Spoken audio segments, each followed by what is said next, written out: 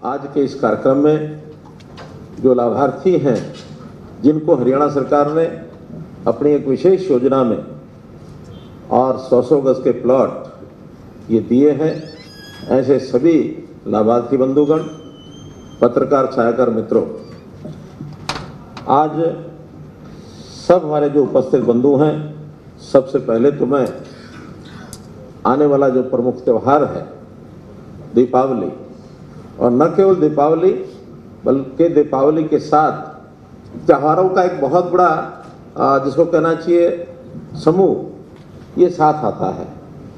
चाहे वो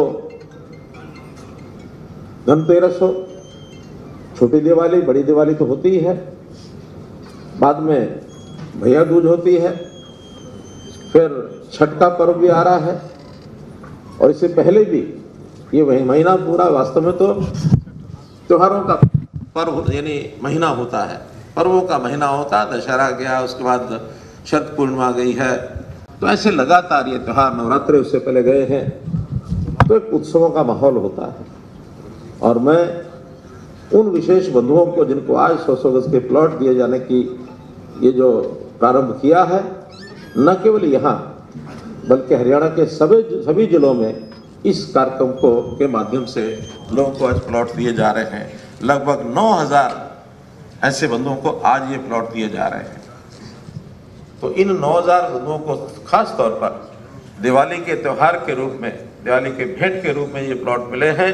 इनकी दिवाली बन रही है, इनको सबको बहुत बहुत बधाई।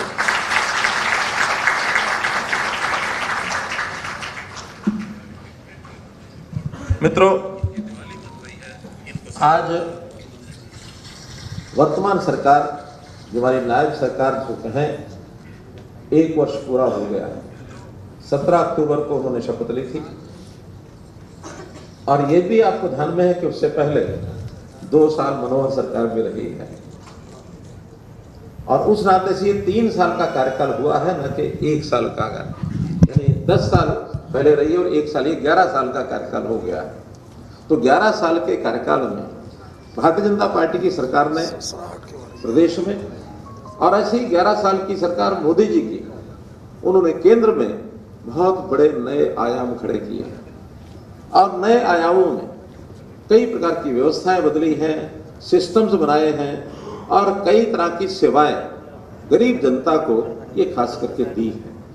तो उन्हीं सेवाओं का एक प्रकार ये है कि जब आज, जैसा मैंने बताया कि 9000 ऐसे प्लॉट धारकों को, और ये जो मकान और जो प्लॉट दिए जा रहे हैं, ये इन सब को बधाई के साथ साथ मैं ये भी कहूँगा कि प्रधानमंत्री आवास योजना एक ऐसी योजना है जो सारे देश में ऐसे गरीब परिवारों को पिछले 6 साल से और मकान बनवाने के लिए राशि देने का काम शुरू किया हुआ है।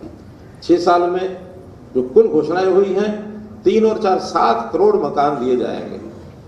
इसमें ये 6ठा वर्ष है, आगे आने वाले 4 वर्ष में भी इन सब को मिलाकर के 10 वर्ष के अंदर 7 करोड़ मकान दिए जाने हैं। 7 करोड़ लोगों को जिनके सिर पर छत नहीं है, उनको मकान मिलना अपने में एक बहुत बड़ी बात है। यानी घर का सपना आदमी का कितना बड़ा होता है। जिनके पास थोड़ा पैसा होता है, वो अपने पास से जोड़ते हैं, जोड़ करके कब मकान लेने की स्थिति बने उसकी इंतजार भी करते हैं। कहीं ना कहीं बैंकों से लोन भी ले लेते हैं। जो इस स्थिति में होते हैं, जिनकी आय अच्छी होती है, वो अपने ढंग से अपना मकान की तैयारी करते हैं। लेकिन जिनकी आय अच्छी नहीं होती है, ये दायित्व बनता सरकारों का है कि सरकार उनको जो है मकान कैसे उपलब्ध कराए। और जब मकान मिलता है, तो उसके नीचे, छत के नीचे वो बैठता है, सोता है, काम करता है, घर के गुजारे में परिवार सारे का सारा, उसकी खुशी का ठिकाना नहीं रहता है। उस मकान के बनने के बाद एक नया विश्वास जागृत होता है उसमें कि मैं भी एक सम्मानित नागरिक इस समाज का, देश का, गांव का, शहर का बनता हूँ। अपना घर नहीं होता तो आदमी को कहा जाता है इसका तो कोई घर भी नहीं है, इसको तो कोई रहने का ठिकाना भी नहीं है, उसकी इज्जत समाज में बढ़ती नहीं है। तो इस प्रकार से एक बहुत बड़ा स्वप्न ये जब पूरा करता है, तो इसका बहुत बड़ा लाभ ये आदमी को होता है। तो आज से पहले भी जो मुख्यमंत्री ग्रामीण आवास योजना है, उसके अंदर 58 गांव के और 4000 लाभार्थियों को गांव में और जगाधरी के एक सेक्टर में 1144 लाभार्थियों को इससे पहले भी ये लाभ दिया जा चुका है, इसके 9000 के अलावा। और जैसा मैंने बताया PMAY में इसके अंदर शहरों की योजना अलग है, गांव की योजना अलग है। शहरों में थोड़ा खर्च ज़्यादा आता है, इसलिए वहाँ राशि भी थोड़ा ज़्यादा मिलती है। लगभग 2.5 लाख रुपए इस नई योजना में शहरों में सरकार की ओर से मिलती है। ऐसे ही 1.5 लाख रुपया ग्रामीण क्षेत्र के अंदर सरकार की ओर से मिलता है, क्योंकि गांव में लोगों के पास अपने प्लॉट नहीं होते, इसलिए हरियाणा सरकार ने अलग से प्लॉट की व्यवस्था की है कि जिनको प्लॉट मिल जाएंगे इसके बाद 1.5 लाख रुपया और मिला करके और इनके मकान के बनाने की व्यवस्था ये भी जो है बनाई जा सकेगी। तो इस प्रकार ये काम किया जा रहा है। केवल मित्रों, ये जो मकान बनेंगे, इस मकान में केवल ईंट और गारे इसके मकान नहीं, बल्कि साथ साथ जो और सुविधाएं भारत सरकार और प्रदेश सरकार दे रही है, उसके अंदर हर एक घर का शौचालय बने, क्योंकि शौचालय की बड़ी आवश्यकता महसूस जो गांव में की जाने लगी। ये भी आभास आपको ध्यान में आया होगा 2014 में जब प्रधानमंत्री जी ने लाल किले से घोषणा की थी कि देश में गांव हो चाहे शहर हो उसको ODF ये बनाना है, अर्थात खुले में शौच न जाए, इस प्रकार का ओपन डेफिकेशन फ्री ऐसा करके इसकी संज्ञा दी गई और इसके लिए बहुत प्रयत्न किया गया। उसमें लोगों ने कहा कि प्रधानमंत्री ने इतनी छोटी बात और ये लाल किले से कहने की क्या आवश्यकता थी, लेकिन उनको ये पता नहीं करोड़ों परिवारों की हमारी माताएं, बहनें, बेटियां, इनको खुले में शौच जाने में कितनी कठिनाई रहती थी। अपनी इज्जत को बचाने के लिए या तो अंधेरा सूर्य निकलने से पहले वो खेतों में जाती थी या सूर्य छुपने के बाद इकट्ठी होकर जाती थी। तो बहुत दर्दनाक दृश्य ऐसा जो अनुभव में आता था और धीरे धीरे आज 10 करोड़ से ज्यादा और ऐसे टॉयलेट्स, ऐसे शौचालय ये बनाए गए। तो हर घर में शौचालय साथ में जरूर हो। शौचालय की तो शर्तें हमने ऐसे ऐसे समय पर भी रख दी कि घरों में शौचालय है कि नहीं है। आपको ध्यान में होगा हरियाणा में जब पंचायती राज की लड़ने की शर्तें रखी गई, उसमें एक शर्त ये भी रखी थी कि जिसके घर में टॉयलेट शौचालय नहीं है वो चुनाव नहीं लड़ सकेगा। इससे बड़ी गंभीरता की बात क्या हो सकती है। 10 बातें और भी रखी थी। पढ़ी लिखी पंचायतें होनी चाहिए, किसी के ऊपर कोई कर्ज नहीं होना चाहिए, कोई केस नहीं होना चाहिए।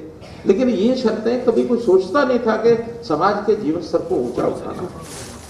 हर घर के अंदर बिजली देने की बात, क्योंकि अब संयोग से बिजली का डिपार्टमेंट तो मेरे पास है, तो हमने प्रधानमंत्री जी के आह्वान पर देश का कोई गांव ऐसा नहीं है जहां बिजली न पहुंची हो, सब में बिजली पहुंची है। कोई घर ऐसा नहीं बचेगा, अभी कुछ घर हैं शेष 80-90 हजार ऐसा माना जा सकता है जहां दूर दराज में अभी शायद घर के अंदर बिजली नहीं पहुंची हो, लेकिन वहां भी मुफ्त सूर्य घर बिजली योजना ये प्रधानमंत्री जी ने योजना शुरू की है कि दूर तक अगर पावर डिपार्टमेंट नहीं भी पहुंचाएगा तो उसके घर में सूर्य के रोशनी से तो बल्ब जलाया जा सकता है। तो कोई घर ऐसा नहीं बचने देंगे जिसके घर के अंदर बिजली न पहुंची। हर घर में चूल्हा, गैस का चूल्हा पहुंचाना, ये भी देश का कोई घर ऐसा नहीं बचना चाहिए जिसमें आज भी चूल्हे पर लकड़ी, कोयला, मिट्टी का तेल जलता होगा, नहीं जलने देंगे। हमने हरियाणा में तो शुरू के 4 साल में 2016-17 में ही घोषणा की थी कि मिट्टी का तेल किसी गांव में नहीं होगा। मिट्टी के तेल का फ्री ऐसा जो प्रदेश को बनाया, केरोसिन फ्री स्टेट, ये हरियाणा पहला प्रदेश था देश भर में कि मिट्टी का तेल हमने खत्म कर दिया। नहीं तो वही मिट्टी का तेल क्या होता था, लोगों को जरूरत भले नहीं होती थी, पेट्रोल पंप में ले जा करके पूरे टैंकर के टैंकर और उनकी पाइपलाइन पेट्रोल पंप के टैंकर में डाल दिए जाते थे और पेट्रोल पंप के टैंकर में डालने के बाद वही तेल में मिलावट होकर के हमारा जो मोटरसाइकिल है, स्कूटर है, कार है, बस है, ट्रक है, उसके तेल में मिलता था। और उससे क्या होता था, उसका प्रभाव इंजन के ऊपर पड़ता था, इंजन की आयु आधी हो जाती थी। हमने इस बीमारी को दूर किया। तो इस नाते से गैस का चूल्हा हर घर में पहुंचाने की बात हमने कही है। पानी की टूटी हर घर में, हर रसोई के अंदर नल और नल से जल, ये अभियान भी शुरू कर दिया है। आज देश का खास करके हरियाणा का तो कोई ऐसा घर नहीं है जिसके घर के अंदर अब नल नहीं हो और नल में जल नहीं हो, कोई घर ऐसा नहीं है। पहले क्या होता था, कॉमन पोस्ट होती थी जो मोहल्ले में कहीं ना कहीं एक जगह चलाया जाता था और वो पानी चलता रहता था, चाहे पानी भरे ना भरे, पानी की वेस्टेज बहुत होती थी। हर घर में पानी पहुंचाया है।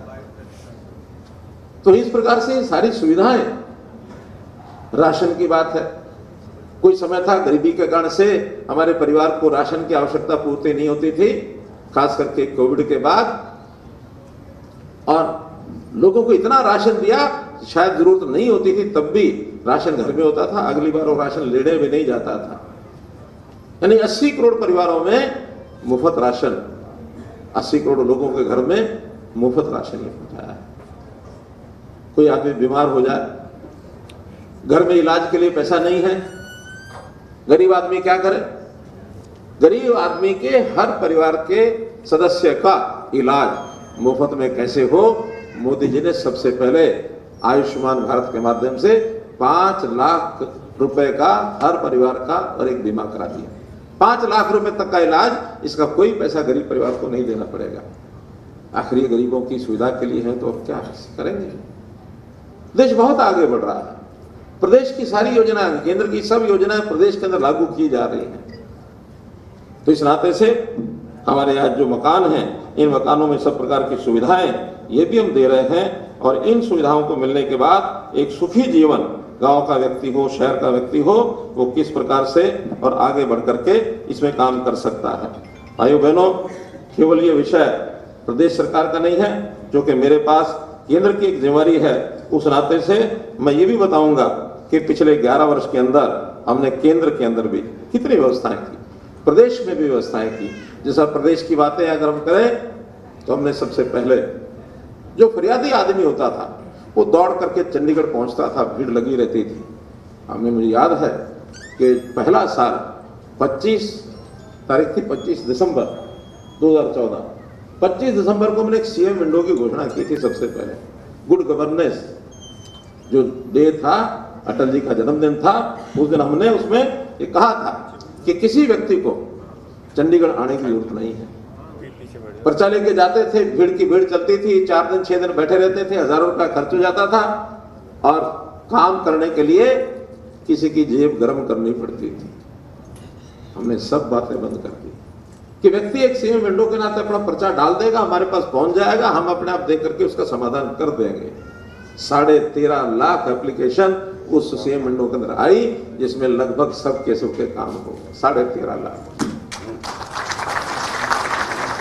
कटाक्ष करते थे कांग्रेस के लोग, क्या कहते थे कि ये मुख्यमंत्री तो अलोकप्रिय है। पूछते थे लोग, कैसे कह सकते हो? इसलिए कहते हैं कि मेरे घर पर तो भीड़ रहती थी, यहां तो कोई आता नहीं है। और हम ये कहते थे कि ये भीड़ जो आती है यही आपको डुबोएगी, क्योंकि भीड़ का काम नहीं होता। 10-10 लोग पड़े रहते हैं, बैठे रहते हैं। हमारे यहाँ किसी को आने की जरूरत नहीं। हमारे यहाँ जब भीड़ आएगी तो समझेंगे हम फेल हो गए। चंडीगढ़ कोई आदमी आए तो क्यों आए, उसके घर में बैठे, उसके वहाँ का जो लोकल ऑफिस है, वहाँ का तहसील ऑफिस है, वहाँ का एसडीएम ऑफिस है, वहाँ का डिस्ट्रिक्ट जो ऑफिस है, सेक्रेटरीट है, वहीं पर उसके काम क्यों नहीं होने चाहिए? तो घर बैठे सारे काम करने के लिए हमने ई गवर्नेंस जिसको कहना चाहिए उसका उपयोग किया। सरल, जगह जगह सरल पोर्टल के माध्यम से, और ई दिशा केंद्र बनाए, सरल के पोर्टल जो बनाए गांव-गांव में, ईसीएस क्या सीएससी का कॉमन सर्विस सेंटर, इनका निर्माण कराया कि आप जाओ, जा करके अपना काम वहां करा के आ जाओ। ऑनलाइन सब चीजें की। परिवार पहचान पत्र बनाया। बहुत दुखी हुए शुरू में, मुझे ध्यान है, परिवार पहचान पत्र के नाते से, क्योंकि कुछ चीजें उसमें तकलीफ देने वाली थी भी। सही तकलीफ क्या थी? किसी की आमदन तो अच्छी थी, नीचे कार है, 4 मंजिला मकान भी है, वो भी जाके मुफ्त की सेवाएं ले रहा है। हमने उनको सबको काटना शुरू किया। सबकी आमदन कितनी है उसके अंदर दर्ज कर ली। जो गरीब परिवार है 1,80,000 रुपए से नीचे की सहायता जिसको मिलनी है उसको मिलेगी, बाकियों को नहीं मिलेगी। इनको घटाने बढ़ाने की बातें आ गई। तो ये जब चीजें शुरू हुई, इसके लिए भी हमने जो है सारी चीजों का व्यवस्था की कि हम घर बैठे सबको सुविधा देंगे, सब उनको एक प्रकार से, और कोई चक्कर किसी को काटना नहीं पड़ेगा। राशन कार्ड उसके नाते से हमने बढ़ाए, ओल्ड एज पेंशन उसमें देख करके मिल जाती है। आज किसी को घर में बुजुर्गों को अगर ओल्ड एज पेंशन का विषय हो तो किसी को चक्कर नहीं काटना पड़ता, किसी को सरकारी दफ्तर में नहीं जाना पड़ता। कोई भी आदमी उसकी उम्र जैसे ही 60 साल होती है, गरीब आदमी है, तो उसके घर में आदमी पहुंच जाता है, साइन कराता है, अगले महीने से उसकी पेंशन शुरू हो जाती है। सर्टिफिकेट तरह तरह के लेने होते थे, चक्कर काटते थे। दिव्यांग है घर के अंदर कोई, उसका दिव्यांग का सर्टिफिकेट 1 मिनट में उसको मिल जाता था, क्लिक करता था, मिल जाता था। किसान को अपनी फर्द निकालनी होती थी, क्लिक किया और फर्द लेकर के घर आ गया, नहीं तो 6-6 महीने फर्द नहीं मिलती थी लोगों को। तो ये सारी चीजें हमने उस समय बदली आकर के गांव को लाल डोरा मुक्त किया। जो गांव में लोग रहते हैं उनको पता है लाल डोरा नाम की क्या बीमारी थी। उसकी रजिस्ट्री नहीं होती थी, उस जमीन का अपने घर का हमको लोन नहीं मिल सकता था, हम उसको अच्छी कीमत और बेच नहीं सकते थे। लेकिन जब से लाल डोरा समाप्त किया वो सारी बातें हो गई।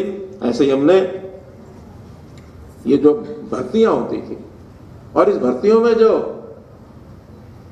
पोस्टों की मंडी लगती थी, इस पोस्ट के इतने लाख, इस पोस्ट के इतने लाख, इस भर्ती के इतने लाख।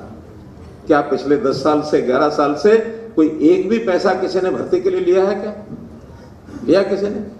बिना पर्ची बिना खर्ची। और मैं कहता हूं एक ये स्लोगन ऐसा बना, इस स्लोगन के कारण से हमारी सरकार, जो सब मानते थे नहीं आएगी, तीसरी बार सरकार इस एक स्लोगन के कारण से आई। मित्रों, हमने भ्रष्टाचार के ऊपर भी चोट की, और भ्रष्टाचार तो आज के समय में कह सकता हूं कि कैसे चर्चा का विषय बना। पिछले दिनों में कुछ घटनाएं हो गई हैं, उन घटनाओं का केंद्र बिंदु भ्रष्टाचार के ऊपर इर्द-गिर्द घूम रहा है। लोगों ने उस लड़ाई को राजनीतिक रंग देने की बात कही, लोगों ने उस विषय को जातिगत विषय पर ले जाने की बात कही। मेरा कहना कि ये सारी समस्याओं का जड़ ये भ्रष्टाचार है। इस भ्रष्टाचार पर चोट मोदी सरकार करेगी, भारतीय जनता पार्टी की हर प्रदेश की सरकार करेगी। हरियाणा में भी 0 टॉलरेंस फॉर करप्शन, इसको हम पहले भी लाए हैं, आगे भी लाएंगे। कोई बड़े से बड़ा व्यक्ति होकर भ्रष्टाचार नहीं करने देंगे। हाँ, अन्याय भी किसी के साथ नहीं होगा। कुछ लोग शंका करते हैं इसके कारण से कोई अन्याय किसी पर ना हो जाए। अन्याय किसी के साथ नहीं होगा, सबको न्याय मिलेगा। तो बहुत बड़े बड़े मंसूबे लेकर के मित्रों आज हम चल रहे हैं। हमने ऑनलाइन ट्रांसफर की बात भी की है। शहरों में भी स्वामित्व 20-20 साल के जिनके कब्जे थे उनको दुकानें दी गई हैं, उनको मकान दिए गए हैं। तो ये सारे काम घर बैठे कैसे होते हैं, विषय तो केंद्र सरकार के नाते और डिपार्टमेंट के नाते और भी बहुत रखे जा सकते हैं। लेकिन मैं देख रहा हूं कि समय से पहले ही हमको 11:30 का समय दिया गया था, लेकिन ऑनलाइन 11:25 पर ही जुड़ गए हैं। हमारे 5 मिनट काट लिए हैं, वो 5 मिनट मुख्यमंत्री जी को सुनने के लिए छोड़ते हैं। बहुत बहुत धन्यवाद, बहुत बहुत आभार।